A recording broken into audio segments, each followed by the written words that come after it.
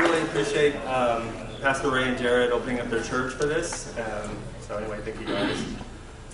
Okay, so today our topic is, why is my worldview better than yours? Some of you have a program. There wasn't very many printed up, so maybe you're the lucky one to get one tonight. I wanted to remind you that this is sponsored by, it's called the Vancouver Science and Religion Discussion Group. There's also one called Westside Science and Religion Discussion Group, and these are both at meetup.com. So if you go to meetup.com and search for atheist or Christian, you can find a lot of these kind of events. And we have a lot more coming up. So this is kind of an interesting thing we do where we get Christians, atheists, or people of different beliefs together and kind of have a community get together and try to understand each other. So today our presenters are Ray Lubeck. He's one of the pastors here at Endeavor Church and also a seminary professor. And we have Sylvia Benner, who's with CFI Portland.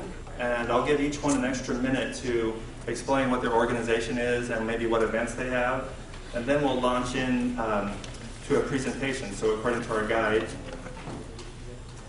now did we agree that Sylvia's going to go first? No, I'll go ahead. Okay, so we're going to start with Pastor Ray. And they're going to give short presentations, only 10 minutes each.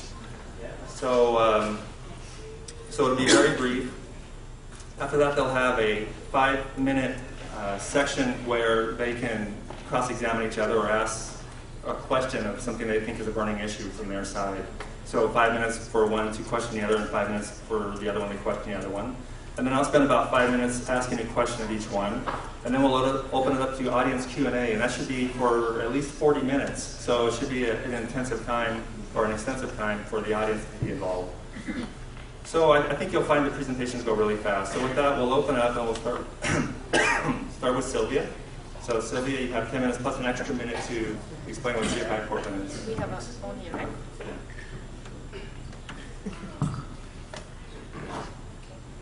Okay, hi. My name is Sylvia Benner. I am a coordinator for Center for Inquiry Portland. We are the local branch of a national and international organization called Center for Inquiry. And we are here to promote science, reason, secularism, and free inquiry in all areas of human endeavor. That's what our work is. And we have lectures, and we have book clubs and movie nights, and we have a Portland Humanist Film Fest coming up on November 11, 12, and 13. That's Veterans Day weekend. It's going to be happening at Cinema 21, and so you're all invited to come. More information is on our website at centerforinquiry.net. And on Meetup, where you can also find CFI groups. All right, so tonight's topic is why is my worldview better than yours? And this is one that's dear to my heart. I intend to support the position that the secular humanist worldview is superior to the theistic worldview in some very, very important areas, and that it is equal to the theistic point of view in one area where people consistently think our worldview fails. So I plan to argue that. So first of all, I think I need to distinguish exactly what I mean by worldview, because can people hear me? I think, am I close enough? Okay. There are two aspects to a worldview. One is quite simply the set of beliefs that I have about the world. But the other, and I think the more important aspect of my worldview, is the methodology that I employ to arrive at those beliefs. And I think this is where the biggest difference is in our methodology.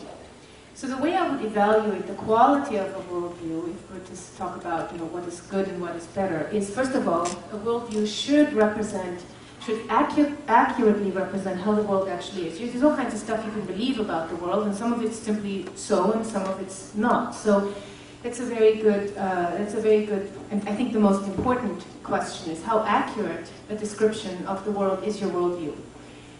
I think another important way to measure the quality of a worldview is what kinds of results does it produce out there in the world. And this is one that I think isn't quite so important, but it's the one that seems to be very important to theists, and since I'm speaking to mostly theists, I'd like to address this one too, and that's the issue of How much meaning does your worldview provide? Do you have a narrative into which you can place yourself that gives your life a context?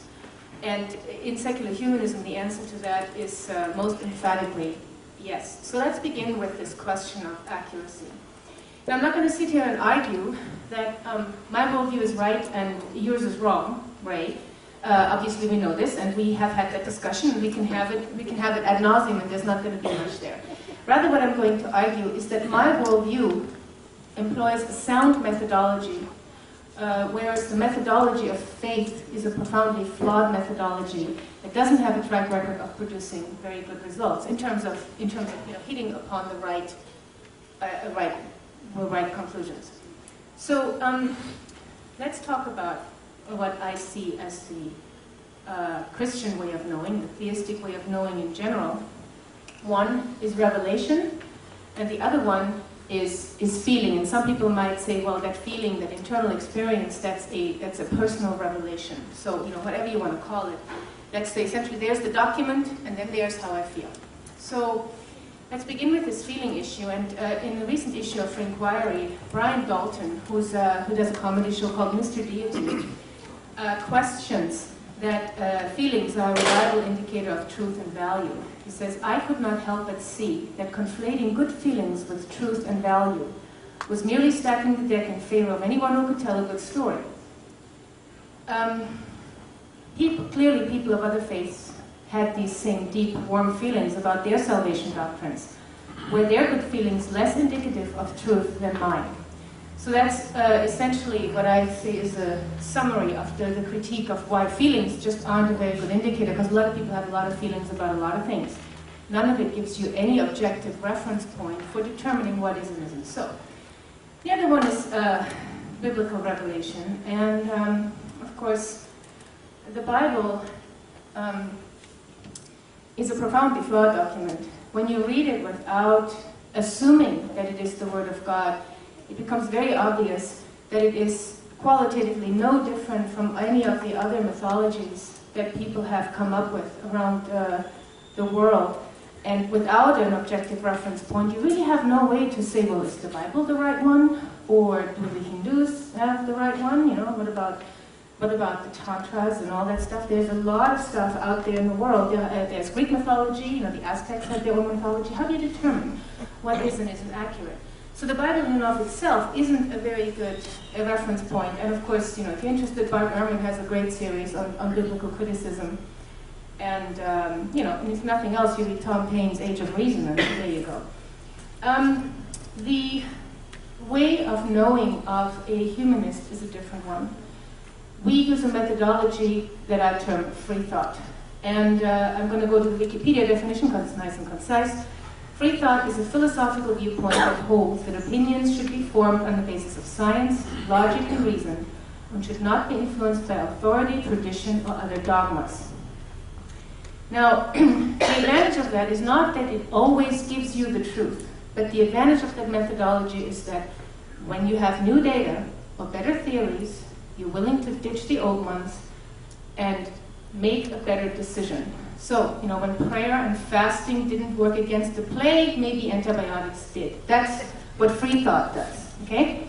Those are the results we produce. Now, that moves us straight into the question of how good is the secular humanist worldview for society.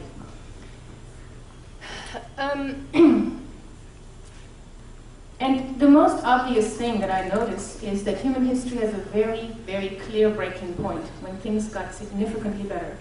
And that point is the Enlightenment in the 18th century, and then the application of Enlightenment ideas during the 19th century, and things were much, much better after that. Christianity had centuries to do away with things like torture, religious persecution, feudal systems, suppression of speech and freedom of conscience, and to put in place systems that would promote societies that would take care of people, including poverty, solve actual social problems. And they didn't. Where the Christian church was dragged into the notion of human rights and individual freedoms, after they were soundly trounced by Enlightenment ideas, and they were failing miserably against these new ideas that say people are in fact equal. There's no such thing as the divine right of kings. We can find out things by investigating them. The church was wrong about the geocentric cosmology. We do in fact live in a solar system, and the earth does in fact revolve around the sun. Little embryos are not in fact contained in male sperm, in tiny, like the matryoshka dolls, nested smaller and smaller. In fact, it does take the female egg and the male sperm to make other human beings. So over and over and over again, the church was proven wrong scientifically, and it was proven wrong ethically, and not just the Catholic Church. The Presbyterians hung Tom Aikhead for denying the virginity of Mary in Scotland in 1698 or 97. I don't remember the exact year. But, so it's the churches in general. After the Enlightenment, the secular Enlightenment that stood for challenging the authority of the Bible, we suddenly got advances in human rights. We got notions of democracy, freedom of speech, freedom of religion, freedom of conscience, the abolishment of torture. Then came women's rights, rights of blacks, and the methodology of science and reason. In medicine, we came up with the germ theory of disease, antibiotics, painkillers, vaccines, and public health measures. Technology. The cotton gin made a huge difference. Steam. Watts was a very prominent figure in the Scottish Enlightenment. We got public sanitation, we got railroads, we got airplanes, we got agricultural science. This was in the 20th century, the Green Revolution. We got all kinds of advances that we didn't have before. And these advances did not come because the people, they were the Christians who made the discoveries, and they were atheists who made those discoveries. But the advances didn't come because of the methodology of faith. The advances came because of the methodology of science and reason. And this methodology is vastly superior to the methodology of revelation, faith, and internal feelings. Okay. And, so let me skip over the rest of the stuff I was going to say there and go straight into meaning and narrative, because I hear this a lot. How can you not despair? How can you not be depressed? I want to read something that Richard Dawkins wrote. He says, after sleeping through 100 million centuries, we have finally opened our eyes on a sumptuous planet sparkling with color, beautiful with life. Within decades, see? You have inspiration.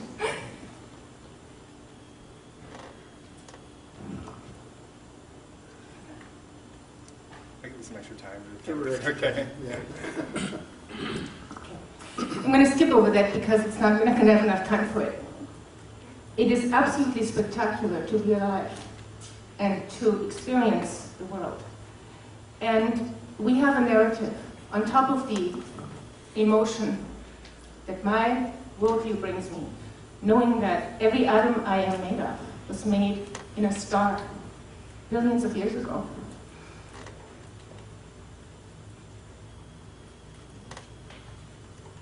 But we also have a story that we act in, kind of like the big battle between good and evil, what Christianity has inherited from Zoroastrianism.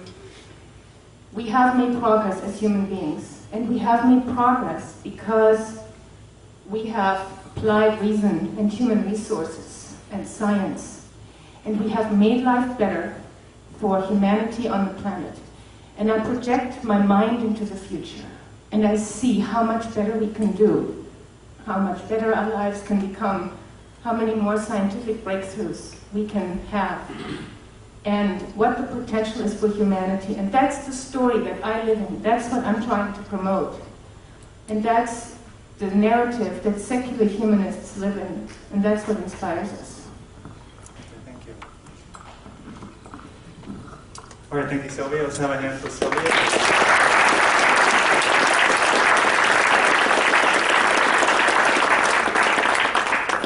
Now Pastor Ray's turn to refute everything. You give your position on what's the worldview, and remember, take an extra minute to explain the ministries you're involved in or the events going on here.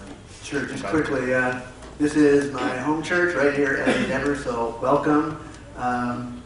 We have a number of different ministries besides the Sunday morning meetings. We have ministries of outreach to Shepherd's Door. We have a Celebrate Recovery, which helps people who are coming out of various addictions. We have missional community groups, which are engaged with culture in various ways and reaching out to needy people here in the Rockwood area. This site was selected deliberately because it was a high crime, high need, high density population area, and we thought we could make the most difference for Christ here. I'm also a professor at Multnomah University, and you can just check that out online. As far as why is my worldview better than yours, what does worldview do? I'd like to identify several things, as did Sylvia. I would say it gives a perspective for viewing all of life. It's not just another aspect. It becomes a central point of orientation from which we make our decisions about everything else. So it is not merely a philosophy. It is basic. It's prior to philosophy itself. Second thing that it does is that it integrates all of these into a cohesive story of everything. Again, I affirm this idea with Sylvia. It's a meta-narrative that integrates these things so that what I believe about economics will also be coherent with what I believe about law or about social justice and issues. It also gives us a context for living meaningfully. That is, it tells me how I should live. What should I do? Given this set of realities, what's the most consistent way to live with those truths? And finally, like it or not, it screens what we take in. That is, our worldview causes us to pick up on certain kinds of information, and wittingly or unwittingly, it causes us to suppress other things that we just become blind to. And that, by the way, is my chief interest in this kind of dialogue, because I want to be aware of my own blind spots and hopefully help others see theirs. Western philosophy has as kind of its point of origination the writings of Plato, and most essentially what he did was he saw that reality was divided into a realm of shadows and forms, to use his terms, or if we want to reword those ideas, we would say a physical material world and a metaphysical world of ideas. I have heard it said multiple occasions that all of Western philosophy is simply a footnote to Plato.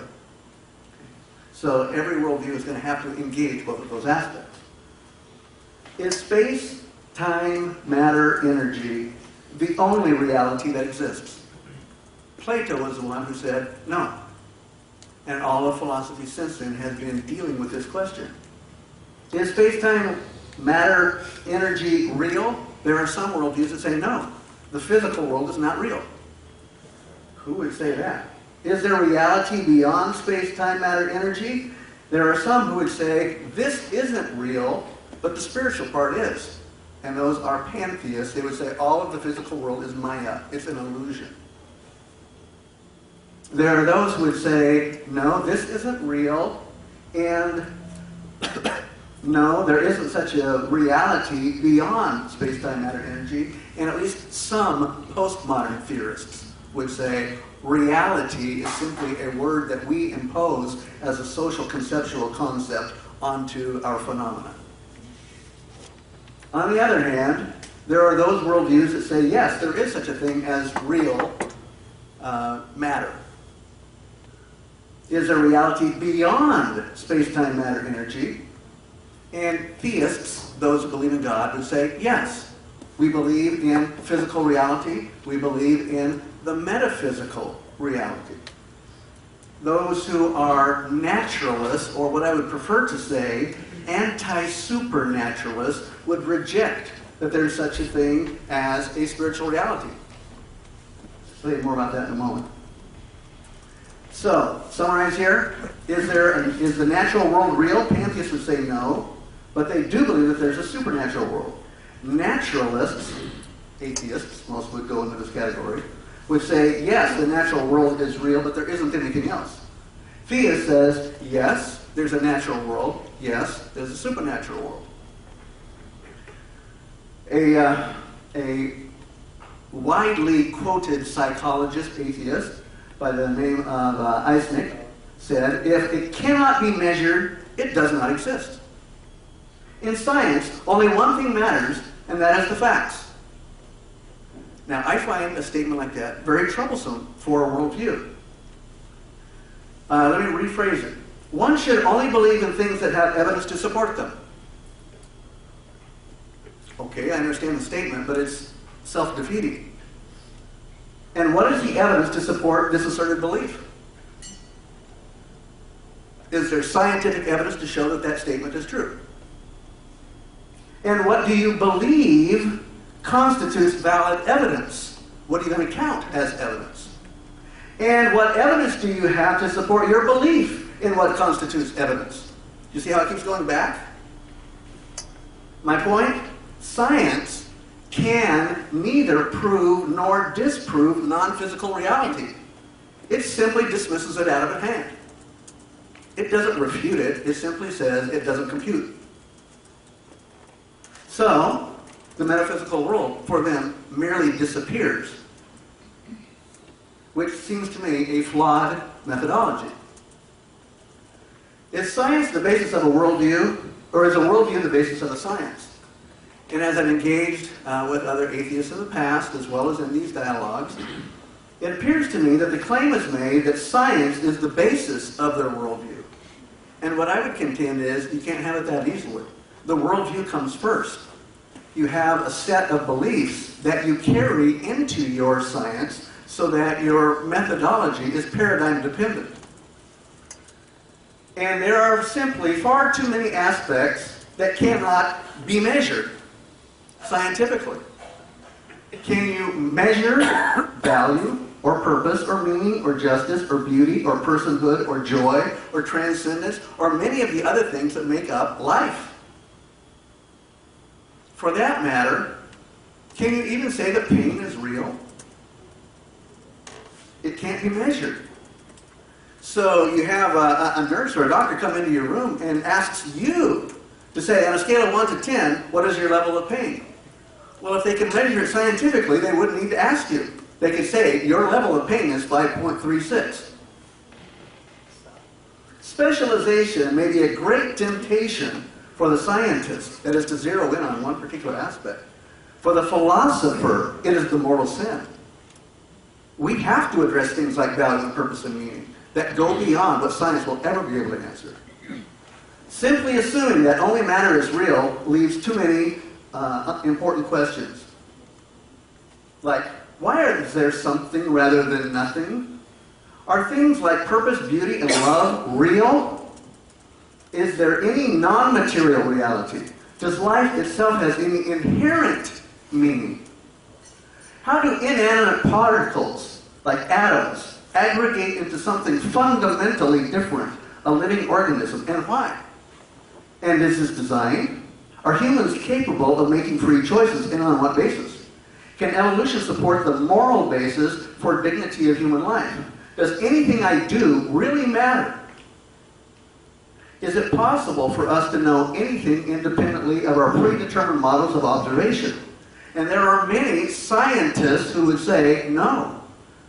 Like Niels Bohr, Heisenberg, the Copenhagen School, Thomas Kuhn, and other philosophers of science. So I wrote a poem for this occasion. Shakespeare needn't worry about his place in the canon of literature here. Suppose we lived in a society where all communication must be poetry. If anything you say doesn't rhyme, then it simply is a waste of time. But you protest. I have sufficient proof. The answer is no rhyme, no truth. You say, my truths I can clearly quantify. Alas, your statement doesn't qualify. In poetry land, poetry rules. All other claims are made by fools. And now, in our land, you seek to impose your wish. All truth must be scientific prose. If it's not science, it's not real. No other recourse and no appeal. Science is real. Science, that's all. Such a world as yours, I find too small. Okay. Okay. You got an extra minute. Nope, I'm good. Okay. All right, let's give a hand for Pastor Ray. I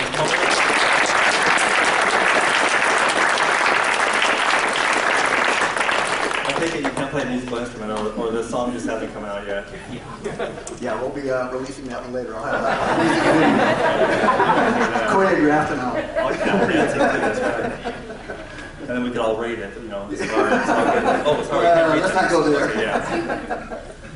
Okay, so now it's time. Sylvia was listening patiently, so I'm sure she has some questions for Ray, and so we'll give 5 minutes to have a little communication here. Hopefully, it's a back and forth communication where Sylvia can ask Ray some questions, and then we'll have 5 minutes for Ray to ask Sylvia questions.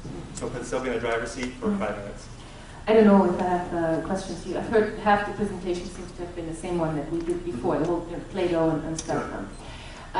Okay, so first, I do feel the need, however, to correct something that is often misstated about atheism, about secular humanism, about free thought, and of course the methodology of science.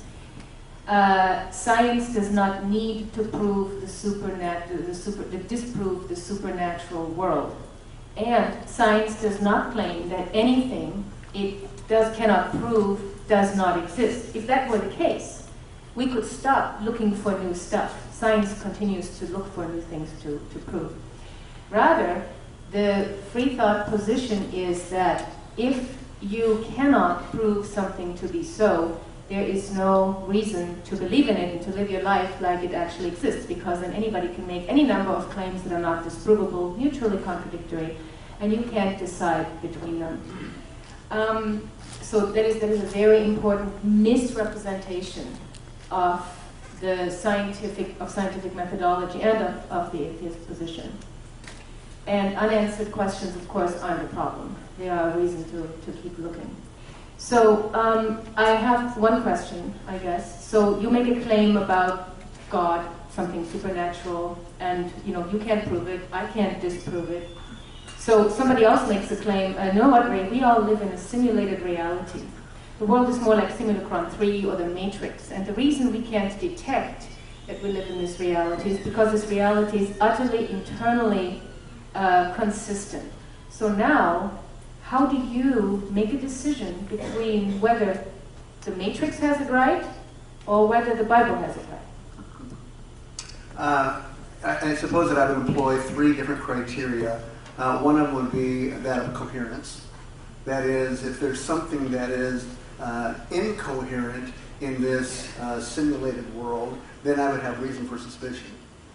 Beyond that, we have consistency, and that is, does it seem to relate to life as is experienced? And the third one would have to do with the subjective aspects of it. Is this something that is satisfactory, or does it seem to grate against the very fiber of my sense that I should have free choice, for instance?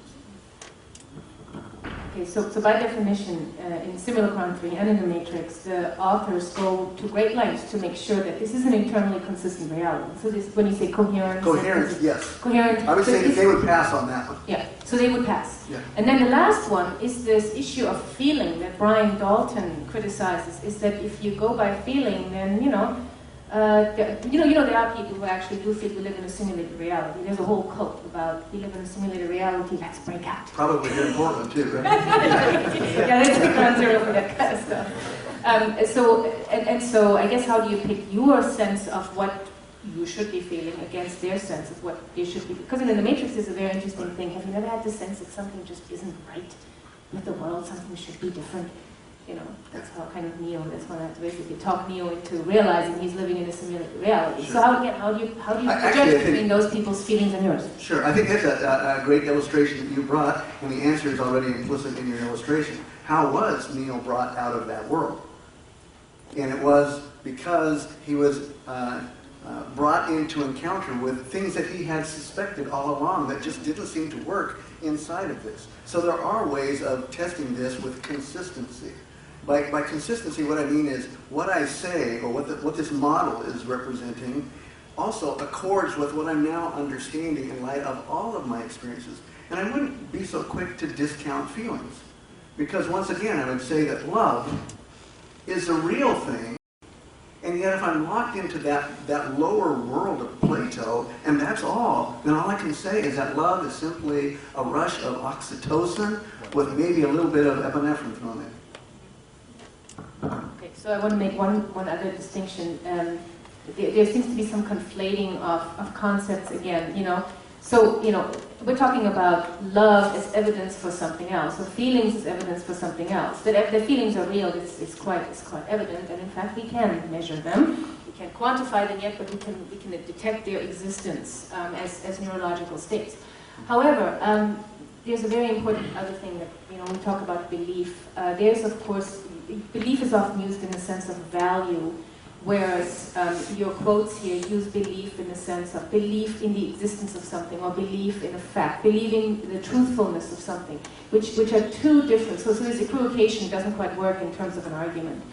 But okay, I got your answers, and we could argue more on it. All right, thank you. And if this sparked, hopefully this may spark some ideas, and then the audience can ask questions later. So Ray, now you're in the driver's seat, and hopefully we'll have a conversation here. And I would like you to maybe ask Sylvia some questions, maybe clarify what she said, or poke some holes in something you think she said is totally wrong or something. One quick response first, and that is in our previous two conversations, and again tonight, one of the things that I've been driving at is to say atheists seem to want to base their worldview on science. And what I keep trying to push toward is to say, you believe, you have faith. And faith that is even prior to evidence. It's faith that causes you even to accept what is evidence and whether it's valid. Okay? Now, let me poke away here. First of all, you mentioned a number of things, a lot of things I really agree with, and I won't go there. One of the things that you mentioned is that a worldview needs accurately to represent the world as it is. And I just have a comment there, and that is that the form of naturalism that I've seen surfacing in these debates have not told the whole picture of all atheists, because they reflect only a subset, and that is Enlightenment modernistic thinking. And what's been left out of this equation is postmodern thinking. And postmodern thinking, I think, really attacks at the heart of a lot of the presuppositions of modernistic atheism. It would also say, along with what Christians have been saying for a long time, you have a faith that precedes your methodology.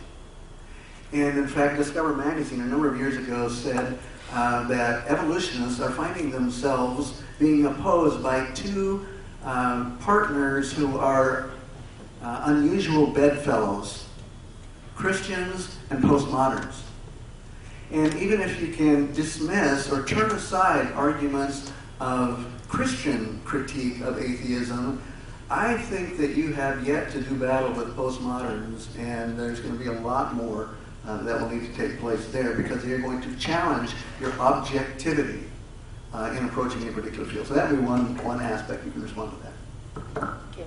So the reason I'm only representing the non-postmodernist subset of atheists is because I'm not here as an atheist, I'm here as a secular humanist, and secular humanists are not postmodernists. Right. We do believe in an objective reality, And the other thing that I want to say is that science doesn't concern itself with postmodernism much, because postmodernism talks about a self-defeating statement. I try to distinguish belief as a value from belief as belief in the truthfulness of certain statements or propositions, which makes that statement that you call self-defeating really non-self-defeating. It only becomes self-defeating if we equivocate and you pretend that those two things mean the same thing. But a postmodernist that says there is no such thing as absolute truth, that is actually a self-defeating statement, because then that statement isn't absolute truth either.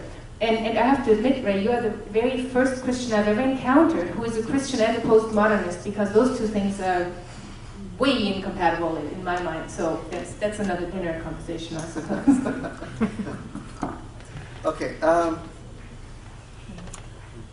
You say that the methodology of faith has a poor track record, and I would probably just challenge that.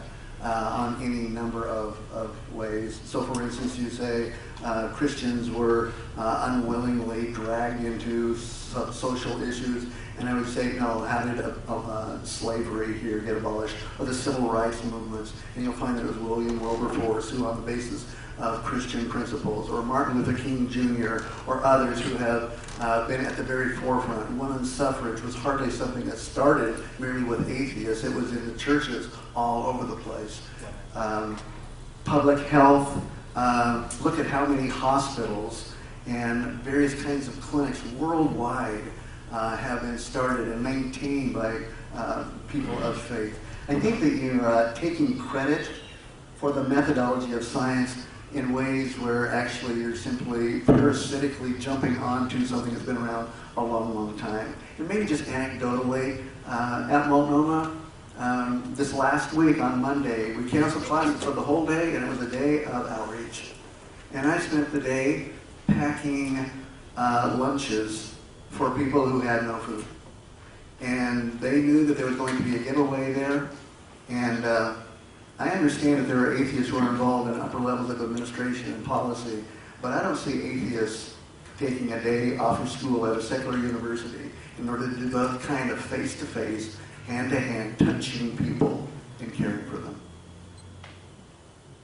Okay, and I think maybe, Sylvia, I'll give you 30 seconds or so because it was almost an accusation here, so just to let me clear the air a little bit, I'll give you just a very short time. Didn't mean it, The reason you don't see them is because most of them who are there don't tell you they're atheists, number one. Most of us are in the closet. Number two, I'd like to make a distinction because there's no doubt that Christians, people in general, including Christians, have been caring for others for a very long time. And that is that human impulse for compassion. What I'm telling you is that having a place to stash plague victims is a very different thing from giving them medication that will treat their disease and save their lives. And the thing that treats the disease and saves their lives, in many cases, is what is developed not with the methodology of faith, but with the methodology of science and reason. Even if the person who employs this methodology, maybe his metaphysics might be Christian, but the methodology he employs is the methodology of science, the one that's evidence-based, because the stuff that doesn't show that it works doesn't get used for treatment. Okay. For some seconds? Okay, sure, yeah. Okay, so all I would say is that the methodology of science does not simply belong to atheists. Christians have been using the methodology of science all along, too. And so now it becomes a matter of the methodology of science as practiced by this faith or this faith. Okay, thank you. And then, the audience could follow on here if they want to also. So now I'll take 5 minutes and I'll ask a question first to Sylvia because she presented first. I'll give Ray some chance to rest his voice. And chug this whole thing. Okay, so now it's my turn to ask you some questions and maybe we'll have some dialogue too. So my question on your presentation, you talked about looking at the big picture, and you actually got pretty emotional too about how you want to change the world to be a better place. So now, at a debate recently, there's Christians making a point that atheists really have no motivation to live, really, because ultimately everything is going to get erased. So even if you can make the perfect world now, it's all going to go when the universe goes. So what's the point of it all? So I mean, how could you even, if you look at the big picture, I mean, maybe are atheists just being naive and saying, oh, just forget about the big picture, just live for now? I mean, because if you look at the big picture and everything's going to be unwound or dismantled, what's the point? Actually, it looks like it's going to be unwound as we run out of steam instead. I don't know that I agree that the permanence of something is the only indication of its value. I mean, our lives are impermanent, so a Christian might just as well say, it doesn't matter, I don't have to relieve your pain, you're going to be gone in 30 years anyway. It is about the experience that people have, not just people, I would expand this to sentient organisms. And I don't know that I need to justify this in any way with any faith or belief. This is how I'm wired up. I'm a social species. I'm not a lobster. I'm not a guppy. I'm a human being. That's how I'm wired. Okay, so then maybe, it sounds like maybe you might want to rephrase what you said, because it sounded like in your presentation you were saying the end goal is what really encourages you, but now you're saying, I think the journey is what's important and not the end goal. Well, right? it's a set of goals. If we could come up with a way to eliminate hunger, that would be awesome. It doesn't mean that it has to last forever and ever and ever, but if 20 years from now there's no more hunger in the world, that's a great achievement. That's a good thing, and that's a goal, and it doesn't have to be a goal that's 50 billion years from now. It's enough that it's a 20-year goal, 50-year goal. Okay, so just to throw it at you one more time, I hope it's not irritating, but suppose you create the perfect utopia environment and it goes on for 1 billion years, and the Earth goes on for 1 billion years, even though it's not projected to live that long, just many millions of years. But let's say, for example, the Earth goes on for billions of years, but eventually, even though it's a perfect world for billions of years, it's all going to get wiped out and dismantled, and for billions of years, nothing, billions of years is still a drop in the ocean to eternity, so what's the point? I'm not a megalomaniac. I'm perfectly okay with making a difference for a decade for someone. I guess I have no way to relate with it emotionally. I don't have eternity as a standard. That I don't know that I've ever had eternity as a standard. When I'm gone, I will not suffer. I will have no consciousness. When the Earth is gone, none of us will, and none of the former inhabitants of Earth will, and who knows what species there will be around. It's not something that it's not relevant outside of the context of conscious experience. When there's no consciousness, all this becomes irrelevant anyway. It doesn't worry me. I'm worried about what's conscious, not what's not conscious. Okay, since I have a little bit more time, let me develop this thing a little bit further in a little different angle. A lot of people, there's quite a few people who were Christians and now they're atheists, and I've heard that a lot of them struggle with this idea of death, because when you're a Christian, you believe you're going to live forever, and then as an atheist, you feel, wow, I'm going to go into oblivion. And I've heard that some atheists never struggled with that because they never, maybe they struggle with that especially because they were a Christian and they had a hope.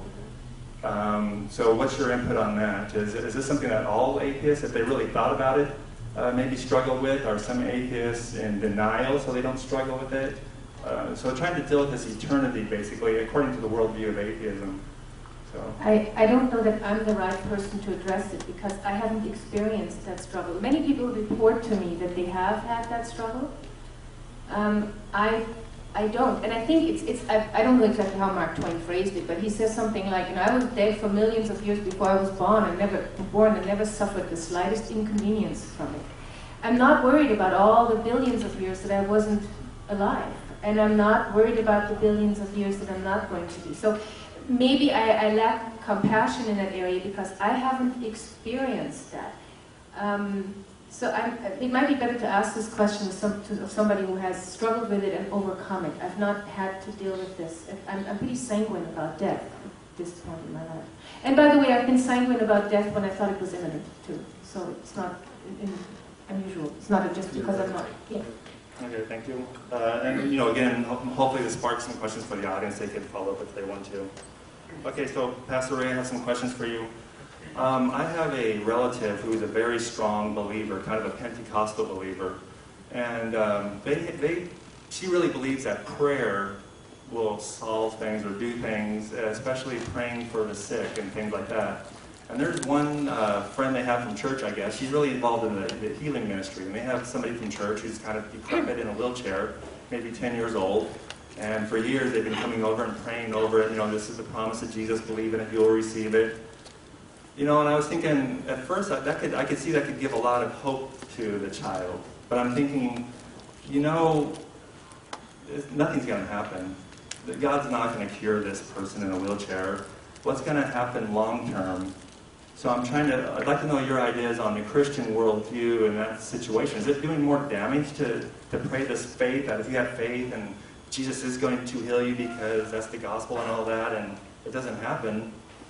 What's going on there with worldviews and all that? Prayer is not magic. Magic, to my understanding, is trying to, in some way, manipulate or coerce upper story forces to bend to our own wills. And rightly understood, I don't think prayer as it's discussed in the Bible is a matter of us coercing an otherwise reluctant or unwilling God into our view of things. Rather, prayer more than anything, becomes a way of acquiescing our will to His. Christ Himself faced very, very difficult circumstances, and He prayed. And He said, "Let this cup pass from me." The cup there representing all the punishment that would fall on the shoulders. And He said, "Nevertheless, not my will, but yours." And I think that's a posture that we need to take into prayer. It can shape our own perception of what it is that we're experiencing and put it in a larger, more transcendent perspective. So to account for the theology of your Pentecostal friends, I would just say, that's only one very small subset, and perhaps there's more growth, more learning. Even the book of James talks about why our prayers sometimes doesn't work. And sometimes it's because we don't know how to pray. So when this relative, says basically just believe, you have to have the faith, thank Jesus for it in advance, like Abraham did, or people believed in advance of things happening, those are the role models. Would you say that kind of faith or worldview is actually damaging the child, the handicapped child they're praying for, because it's building false expectations? Yeah, I would say that it's presumptuous if we say that we can make God do this, or if we only do this, then God will be obligated to follow us. I think there's a flaw of theology. And it's actually damaging the child, because the idea is it's putting into their head, because maybe they're not worth a miracle or something. Sure. They might think things like that, or they're not worthy, or Jesus doesn't like them for some reason. Sure. Especially if it's promised in the gospel and they're not getting it. I would agree that bad theology can damage people, absolutely. Okay, so It doesn't invalidate good theology, but it's bad theology. Okay, let me ask you a question about your worldview too, as far as healing. So let's say, for example, a doctor told you, Ray, I'm sorry, but you've got leukemia and it's really advanced. There's nothing we can do. You have 6 months to live. In your mind, in your worldview, do you think God would heal that if you prayed for healing, or like 10% chance, or you have no idea, or what? Bernie, you have no idea. No, I say that kind of wryly because it wasn't leukemia, it was Hodgkin's. It was what appeared to be stage 4 Hodgkin's, and the percentages I was given to live beyond 2 years was 20%. So I faced that. Did I think that God was going to heal me? I honestly didn't know. But I knew that it was right to pray and to ask for others to pray. And do I think that God answered those prayers? Yes. Do I think it's because I prayed right, or because I got the right people around me? I think that that's in the mind of God, and I won't know probably until I die, and I'm looking forward to hearing the reason. But fortunately, in my worldview, I get to find out the reason. What? The reason why I think it's an interesting question is because there's, like, for example, I mentioned the Foursquare denomination.